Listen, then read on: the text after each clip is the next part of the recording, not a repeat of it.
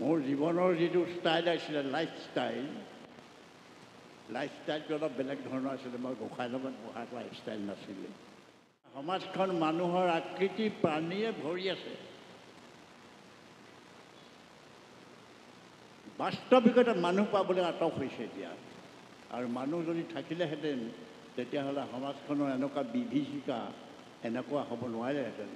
গতিকে মানুহৰ অভাৱ হৈছে। মানুহ সৃষ্টি কৰাৰ কাৰখানা তৈয়াৰ কৰিব লাগে। মূল কাৰখানাটো হ'ল ঘৰখন। The sweet heard melodies are sweet, those unheard R sweater. এই বিশ্ববিদ্যালয়ৰ মূল লক্ষ্যটো হ'ল মানুহ সৃষ্টি কৰা।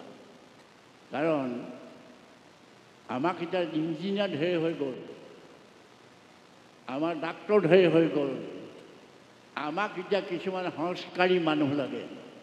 মানুহৰ মানসিক চৰিত্ৰটো এতিয়া এনেকুৱা হৈ গৈছে, ইমান অৱক্ষয় ঘটিছে যে বাপেকে পিতেকক, পিতেকে বাপেকক, স্বামীয়ে পত্নীক, পত্নীয়ে স্বামীক হত্যা, এইটো সাধাৰণ ঘটনা হৈ গ'ল। 2004 চনৰ কথা। এদিন প্ৰভুৰ লগত বহি কথা পাতি থাকোঁতে মই প্ৰসংগত ক'লোঁ যে আপোনাৰ জন্মদিনটো পাতিব লাগিব। তেখেতে উত্তৰত ক'লে যে এইটো সত্ৰৰ পৰম্পৰা নাই, গতিকে এইটো পাতিব পৰা নাযায়। কিন্তু সত্ৰৰ পৰিয়ালে বিশেষভাৱে অনুমতি দিয়াত জন্মদিন পাতিবলৈ ঠিক কৰা হ'ল। আৰু তেখেতৰ ভিতৰত সোমাই থকা যিবোৰ সম্ভাৱনা, সেইবোৰ মই মনৰ চকুৰে নিৰীক্ষণ কৰি এই দিৱসটোৰ নাম ৰাখিলোঁ সম্ভাৱনা দিৱস। প্ৰভুজনাক সুধিলোঁ, প্ৰভুজনাই অনুমতি দিলে। আৰু সত্ৰৰ লগত জড়িত কেইবাজনো পণ্ডিতে এই নামটো পাই বৰ আনন্দিত হ'ল।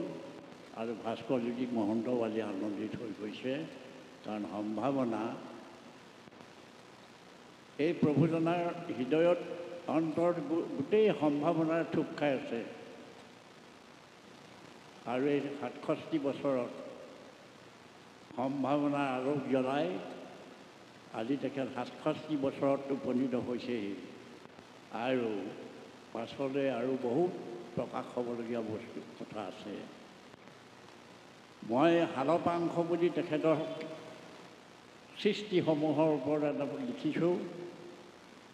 তেখেতৰ সৃষ্টিসমূহৰ মই বৰ্ণনা কৰি শেষত মই এটা কথা কৈছোঁ, the sweet heard melodies are sweet, those unheard R sweater. এতিয়ালৈকে তেখেতৰ পৰা যিখিনি পোৱা হৈছে সেইখিনি মধুৰ, আৰু যিখিনি পাবলৈ গৈ আছোঁ সেইখিনি হ'ব সুমধুৰ। গতিকে সুমধুৰ সৃষ্টিৰ কাৰণে তেখেতক আমি আহ্বান জনাইছোঁ। তেখেতে নিজৰ সৃষ্টিৰ দ্বাৰা নিজৰ ব্যতিক্ৰমী যিটো থান, এই থানটো আয়ত্ত কৰি ল'ব পাৰিছে। থানটো আয়ত্ত কৰাই নহয়, আইনতি সত্ৰৰ 15 লাখ শিষ্যৰ লগতে শিষ্য প্ৰশিষ্য দেশ বিদেশৰ গুণমুগ্ধসকলৰ মাজত তেখেতে এখন বিশাল অনুগামী ক্ষেত্ৰ সৃষ্টি কৰিবলৈ সক্ষম হৈছে, যিখন ক্ষেত্ৰত তেখেত বিচৰণ কৰি আছে। তেখেতে ইতিমধ্যে 18-20খন গ্ৰন্থ প্ৰণয়ন কৰিছে। এগৰাকী আধ্যাত্মিক গুৰু হৈ কেৱল শৰণ ভোজন দান দিয়াতে ব্যস্ত নাথাকি 18খন-20খন পুথি লিখি সাহিত্য জগতলৈ তেখেতে আগবঢ়াবলৈ সক্ষম হৈছে। তেখেতে যি সংস্পৰ্শত আহে সেইসকলে তেখেতক ভালকৈ বুজি পায়, তেখেতৰ অন্তৰখন কেনেকুৱা, তেখেতৰ ভাৱ ভংগী কেনেকুৱা। আমাৰ লগত সম্পৰ্কটো ফ্ৰেণ্ড ফিলচফাৰ গাইড, কেতিয়াবা গুৰু হিচাপে হয়, কেতিয়াবা ফ্ৰেণ্ড হয়। ফ্ৰেণ্ড হিচাপে আমি বৰ ব্যক্তিগত কথা কিছুমানো পাতোঁ। এদিন তেনেকৈ ব্যক্তিগত কথা পাতি থাকোঁতে এটা বিশেষ কথা হ'ল, আমি আয়ুস দিয়া দি কৰিছোঁ। মোক তেখেতে 100 বছৰ আয়ুস দিছে আৰু মই তেখেতক 125 বছৰ আয়ুস দিছোঁ। আজি এই পবিত্ৰখনত নামঘৰৰ এই পবিত্ৰ মজিয়াত গোবিন্দ মহাপ্ৰভুক প্ৰাৰ্থনা জনাইছোঁ, তেখেতৰ যেন 125 বছৰতকৈও অধিক আয়ু দি সমাজখনক নেতৃত্ব দিবলৈ সক্ষম কৰি ৰাখে। এই প্ৰাৰ্থনাটো মই গোবিন্দ চৰণত জনাইছোঁ আৰু আপোনাসকলেও এই শুভেচ্ছা জ্ঞাপন কৰিব। কাৰণ একোজন মানুহৰ পাছফালে আৰু আগফালে এইখিনি মানুহ থাকে, আৰু পাছফালে এটা সভ্যতা থাকে আৰু এটা সংস্কৃতি থাকে। এই মানুহখিনিক বাট দেখুৱাই লৈ যোৱা, সভ্যতা সংস্কৃতিক পুষ্ট কৰিবৰ কাৰণে কিছুমান চিন্তাশীল ব্যক্তিৰ প্ৰয়োজন হয়, সৃষ্টিশীল ব্যক্তিৰ প্ৰয়োজন হয়, আৰু সমাজখনক নেতৃত্ব দিব পৰা এইখিনি মানুহৰ দৰকাৰ হয়। আৰু সেই গোটেই গুণখিনি প্ৰভু ঈশ্বৰৰ গাত আছে, আৰু প্ৰভু ঈশ্বৰে সেই নেতৃত্বটো দিব পাৰিব বুলি আমাৰ পৰম আশা। কাৰণ এতিয়া মানুহৰ মানসিক চৰিত্ৰটো এতিয়া এনেকুৱা হৈ গৈছে, ইমান অৱক্ষয় ঘটিছে যে বাপেকে পিতেকক, পিতেকে বাপেকক, স্বামীয়ে পত্নীক, পত্নীয়ে স্বামীক হত্যা, এইটো সাধাৰণ ঘটনা হৈ গ'ল। মানুহৰ মানসিক চৰিত্ৰটো ইমান অৱক্ষয় ঘটিছে। এই সন্ধিক্ষণত, এই যুগ সন্ধিত থিয় হৈ প্ৰভু জনাই নিশ্চয় সমাজখনক এটা গতিপথ দিব পাৰিব বুলি মোৰ দৃঢ় বিশ্বাস, আৰু তেখেতে এই গতিপথটো দিব পাৰিব বুলি ময়ো পৰম আশা কৰিছোঁ। কাৰণ শুনিবলৈ থকাসকল থকাবিলাক অতি মধুৰ হ'ব, এই ধাৰণাটো আমি কৰিছোঁ। প্ৰভুজনাৰ মই এটা গুণ বিশেষভাৱে লক্ষ্য কৰোঁ, হাতেৰে কুটা এডাল দাঙি নধৰাকৈ নিজৰ সাংঘাতিক প্ৰতিভাৰে সৈতে যিবোৰ সমাৰোহ পাতি পঠিয়াইছে, এইটো আচলতে চিন্তনীয় বিষয়। সন্ত সমাৰোহ পাতিলে, অসম নাম সমাৰোহ পাতিলে, সাংস্কৃতিক সমাৰোহ পাতিলে, নামঘৰ সমাৰোহ পাতিলে, আইনতি সত্ৰত দুবছৰৰ মূৰে মূৰে ভাওনা সমাৰোহ পাতিছে। এই যে সমাৰোহবোৰ পাতি যিটো সামাজিক সমন্বয়ৰ সৃষ্টি কৰিছে তেখেতে, তাৰ কাৰণে তেখেতক ধন্যবাদ দিবলগীয়া, আৰু ধন্যবাদৰ পাত্ৰ তেখেতে। কাৰণ সমাজখনক বিভিন্ন ধৰণেৰে সম্পৃক্ত কৰি মানুহবিলাকক এক কৰিবলৈ তেখেতৰ যিটো প্ৰচেষ্টা, এই সমাৰোহবিলাকে তাৰ প্ৰতিফলন কৰে। আৰু তেখেত বিদেশলৈ গৈছে, চীনলৈ গৈছে, চীনৰ পৰা ঘূৰি আহি লিখিছে চীনৰ নিউজিলেণ্ডত। আমেৰিকালৈ গৈছে, আমেৰিকাৰ পৰা ঘূৰি আহি লিখিছে সেই আমেৰিকাৰ আমৰঙা ৰং। লণ্ডনলৈ গৈছে, তাৰ এইটো ডাঙৰ কথা, অসমীয়া মানুহৰ এইটো কৃতিত্ব বৰ কমেই আছে। কেম্ব্ৰিজ বিশ্ববিদ্যালয়ৰ সত্ৰাধিকাৰ প্ৰভুৱে বক্তৃতা দিছেগৈ। এইটো অসমীয়া মানুহৰ কাৰণে এটা কৃতিত্ব, এটা গৌৰৱৰ বিষয়। তাৰপাছত তাৰ পৰা আহি পেলাই তেখেতে মিনাকৰা ইংলেণ্ড লিখিলে এটা ধুনীয়া কবিতা, এখন জনাকীৰ্ণ সভাত সেই কবিতাটো প্ৰভুৰ সৈতে আমি পাঠ কৰাইছোঁ। জনাকীৰ্ণ সভাত আমেৰিকাতে গৈছে, গুৰুজনাৰ কৃষ্টি সংস্কৃতি প্ৰসাৰ ঘটোৱাত প্ৰভুজনা যথেষ্ট আগ্ৰহী। আমেৰিকাতে গৈছে, তাত নামঘৰ পাতিছে, ডুবাইলৈ গৈছে, তাত নামঘৰ পাতিছে, লণ্ডনলৈ গৈছে, তাত নামঘৰ পাতিছে। অৰ্থাৎ শ্ৰীমন্ত শংকৰদেৱক প্ৰচাৰ আৰু প্ৰসাৰ ঘটাবৰ কাৰণে প্ৰভুজনাই যথেষ্ট কষ্ট কৰিছে। আৰু তেখেতে শ্ৰীমন্ত শংকৰদেৱৰ ওপৰত ভালেকেইখন কিতাপ লিখিছে। এই কিতাপখিনি আপোনালোকে পালে পঢ়িব। আৰু তেখেতৰ আটাইতকৈ এতিয়া ডাঙৰ উদ্ভাৱিকা শক্তিটো হ'ল আউনীআটী সত্ৰত এখন বিশ্ববিদ্যালয় পাতিছে।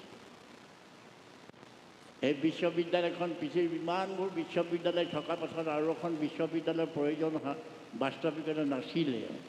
কিন্তু বিশ্ববিদ্যালয়খন যিহেতুকে এটা ব্যতিক্ৰমী চৰিত্ৰৰ বিশ্ববিদ্যালয় হ'ব, সেইকাৰণে সেই বিশ্ববিদ্যালয়খন তাত প্ৰতিষ্ঠা হৈছে। আৰু আপাহতে মই কৈছোঁ যে আপোনাসকলৰ ল'ৰা ছোৱালী তালৈ পঢ়ুৱাবলৈ পঠিয়ালে একোজন মানুহ সৃষ্টি হ'ব।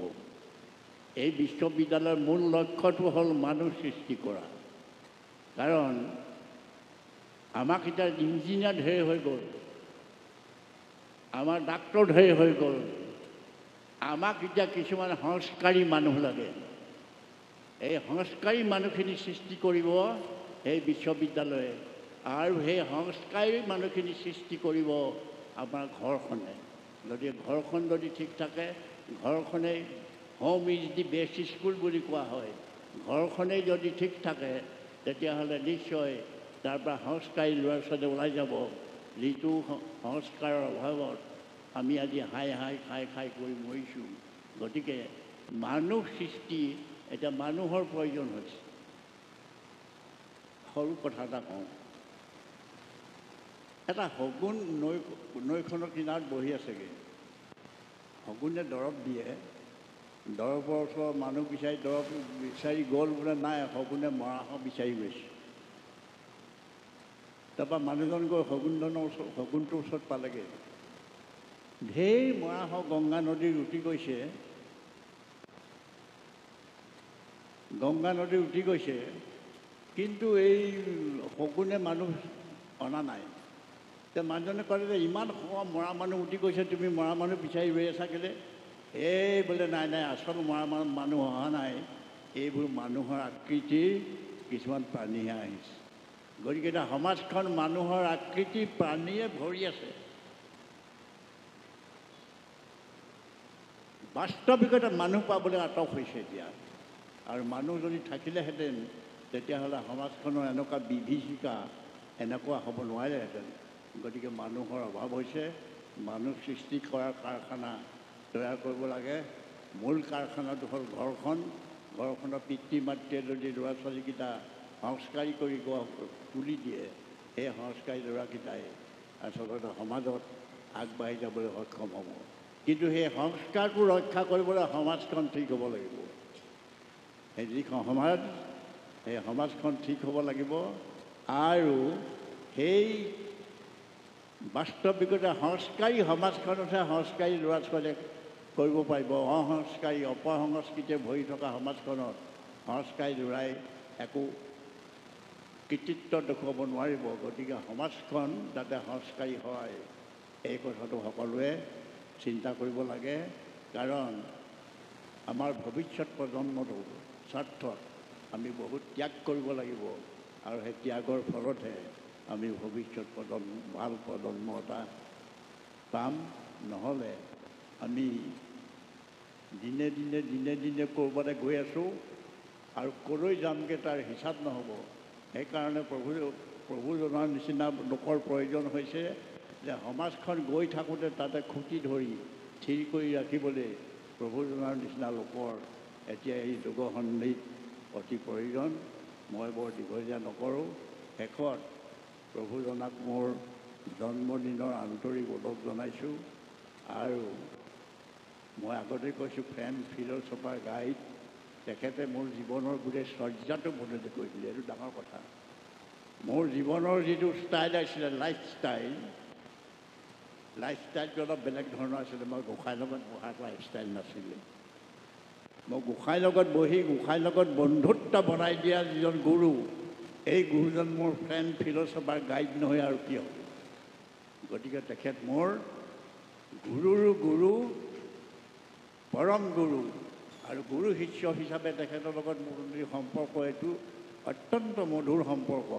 কিন্তু বন্ধু হিচাপে তেখেতৰ লগত আমি যিবোৰ ব্যক্তিগত কথা পাতোঁ, সেই সম্পৰ্কৰ অতি, আৰু ফিল'চফাৰ হিচাপে মই কৈছোঁ যে মোৰ জীৱনৰ যিটো লাইফষ্টাইল, এইটো বদলি কৰি দিলে তেখেতে। আৰু মোৰ চিন্তাৰ জগতখনো তেখেতে প্ৰভাৱিত কৰি মোৰ চিন্তা চৰ্চাৰ ক্ষেত্ৰখনো অলপ বেলেগ কৰি দিলে। তাৰ কাৰণে মই প্ৰভুৰ ওচৰত কৃতজ্ঞ। আৰু শেষত পুনৰ দুইজনা গুৰুৰ চৰণত সেৱা জনাই মোৰ বক্তব্য সামৰণি মাৰিছোঁ। ভুল ত্ৰুটি হ'লে ক্ষমা কৰিম।